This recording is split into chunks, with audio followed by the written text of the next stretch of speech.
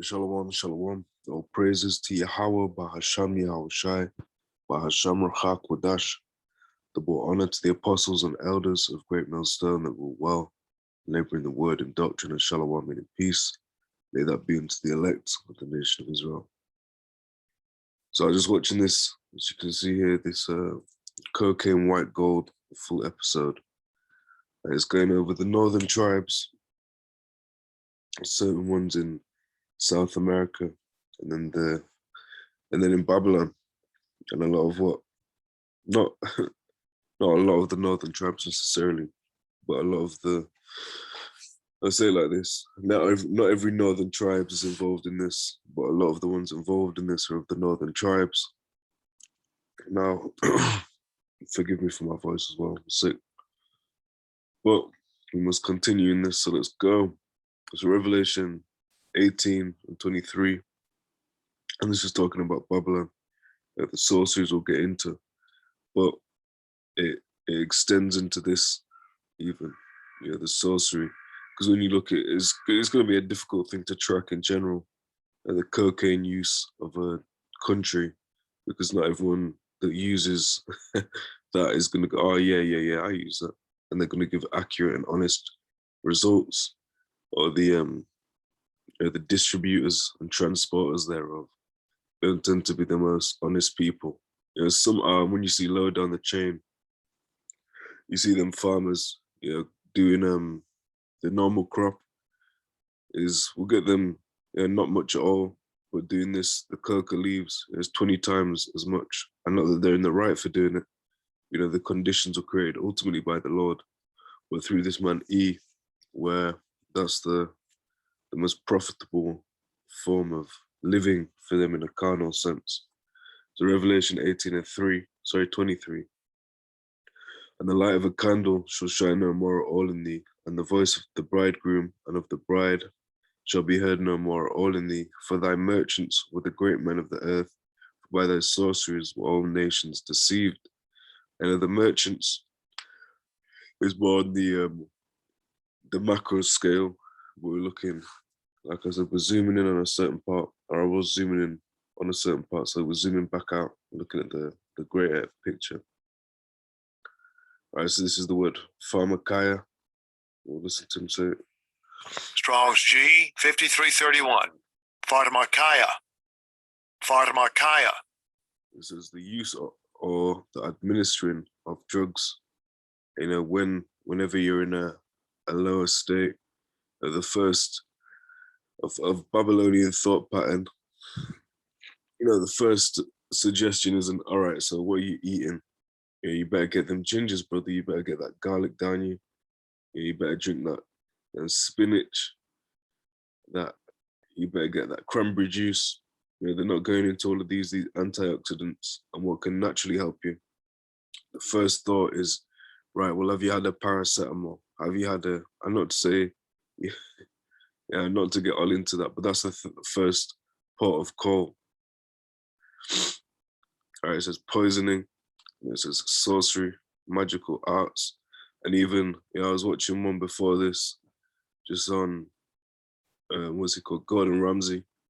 Yeah, and he was watching the Northern Kingdom brother and National brother, mixing it all up, and he was like, oh, it's like Harry Potter, man. So you know who Harry Potter is? And the guy asked him in Spanish, so it was Harry Potter. He's like, no. And Gordon Ramsay says, well, thank fuck for that, or whatever. But it is a magical art, man. It actually is a magical art. You say, oh, it's like in the culture, it's like witchcraft, ha ha ha. And people make light of it. No, it is that. Yeah, it is that. You taking something, you say, well, coca, it's a natural plant. All right, but then they had sulfuric acid, and they had battery acid, and they had cement, and all this bullshit in it. And like Gordon Ramsay was saying, everyone sees it this sophisticated, pure white, the top tip-top condition. I just want to show them how grimy this shit is, man. Right? There's sorcery, magical arts, often found in connection with idolatry and fostered by it. It says, excuse me, it says metaph, the deceptions and seductions of idolatry. It says pharmakia, medication, and this is their pharmacy. Yeah, and you have that today. You have, at least in England, you have shops that are called pharmacies. Yeah, you have shops that are called pharmacies, and they have all of that in. Like I say, not. I'll leave it like that, man. Jake will always find something to chat about, man. I.e., it says by extension, magic, literally or figuratively, sorcery, witchcraft, and on a deeper level. This is the vibration of Babylon. It's not the it's not like Jake, the Northern tribe, just went, well, I could do anything. Let me do this. They were put in a position, and not to justify it, but to give context, they were put in a position where to make the most amount of money, it's almost carnally profitable 20 times. There's a high risk, but even on the left hand, high risk is high reward. On the right hand, it's quote unquote risky. Yeah, it's not as carnally secure option to choose the faith. Yeah, but high risk is high reward, because the reward for this is what the kingdom, man, and that's the most beautiful thing we could ever get. Yeah, beyond what we can imagine. According to 1 Corinthians 2:9. You also have this word which allegedly Strong's G 5332. Pharmakus. Pharmakus. It says sorcerer one time. It says one who prepares or uses magical remedies. There's a sorcerer. So it says a drug, a spell-giving potion. Right. So what they used to call spell-giving potions are now known as drugs. So what's changed, man? You got a cold and you're sweating over it for 2 hours producing this shit. It says a druggist, a pharmacist, or poisoner, i.e. by extension a magician. And it says sorcerer, which is one who prepares or uses magical remedies as sorcerer. It says it was also used by Sophocles, this word, Plato, Josephus, Lucian, Plutarch, and others. I only really know them three. I couldn't tell you about them. I just know of them, rather. That's what I should say. I will read this, Revelation 21:8, but the fearful and the unbelieving and the abominable and murderers and whoremongers and sorcerers and idolaters and all liars shall have their part in the lake which burneth with fire and brimstone, which is the second death. Right, and this lake, dealing with the lake of fire, that's Babylon. When the chariots have shot fire upon it, and the missiles have been shot upon it, it's gonna look like a lake, man. And you can see that in a lot of the so-called apocalyptic films. Excuse me. Yeah, these are the things that are coming upon the earth. These are things the plagues, which are to come upon Babylon. It says, shall have their part in the lake, which burneth with fire and brimstone, which is the second death. All right, so the second death, so the same lightness as that flood of water, but this time it won't be with water, it'll be with fire. So you don't want to get caught in it, man. However easy way out this seems, the grimy route, however that seems, however the carnal and the unfaithful route seems like a good option, it's not, man. It's a horrible, horrible option. It really is. Horrible by definition. Let's get what's it, Hebrews 10. Hebrews 10:31 is a fearful thing to fall into the hands of the living power, right? The living power who is Yahawah, bahasham Yahawashi, all power was given unto Yahawashi. So all these plagues, and you get punished by Yahawashi and the angels, man. And it's lucky.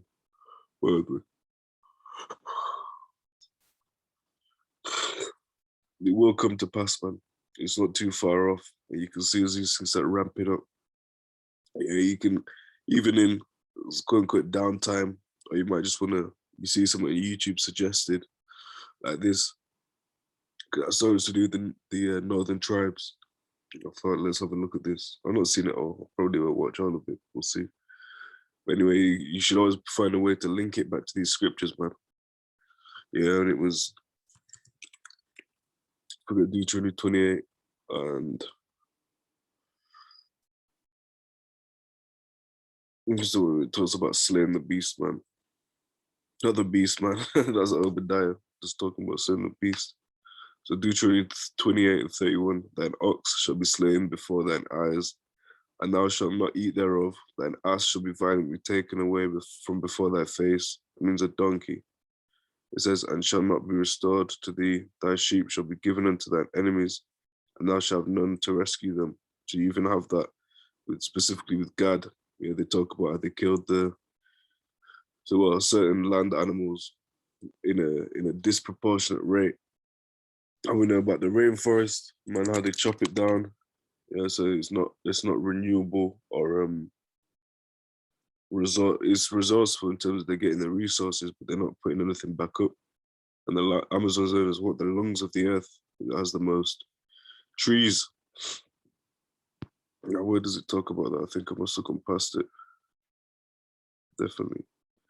Right, so this is talking about when this man goes down, the man in rulership, the man E, the man who rules over Babylon. Isaiah 14, 7 and 8. The whole earth is at rest and is quiet. They break forth into singing. Verse 8, yea, the fir trees rejoice at thee, and the cedars of Lebanon, saying, since thou art laid down, no fellow is come up against us. We go into this, it says the word karath. What does that mean? It means to cut off, right? 145 times. I'm not going to read it all, man. God, just read or speak on the absolute necessary. So it's on screen, man.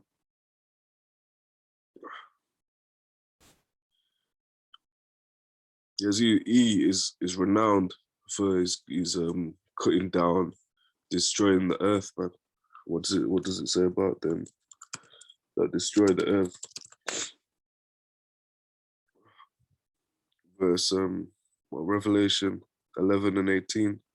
And the nations were angry, and thy wrath is come. Because even when you read Isaiah 14, let's get that. Even the other nations are mad at E, man.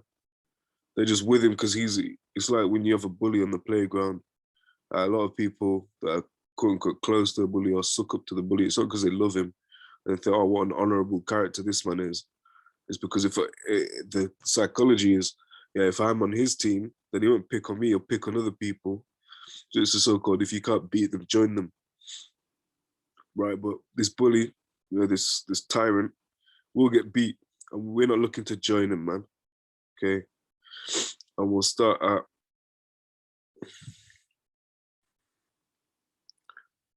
we'll skip around a bit.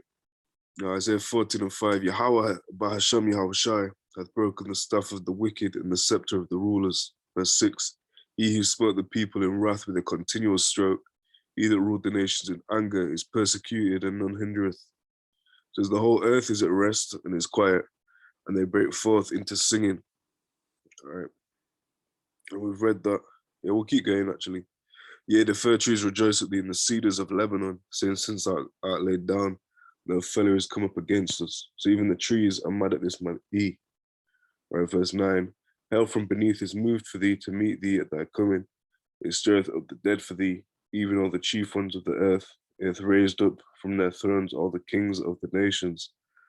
So let's see, all the other nations, all the kings, don't necessarily mean the kings verbatim. Yeah, if you're a president or you're a prime minister and there's no monarch, and you're the king, yeah, you're the chief ruler, the Shah, the Malak over that nation. It says, all they shall speak and say unto thee, art thou also become weak as we? Art thou become like unto us? And yeah, basically, but worse, because he's got the worst punishment of them all. They shall be as though they had not been. But the day of the Lord is upon all the heathen, man. As you've done, it will be done upon you.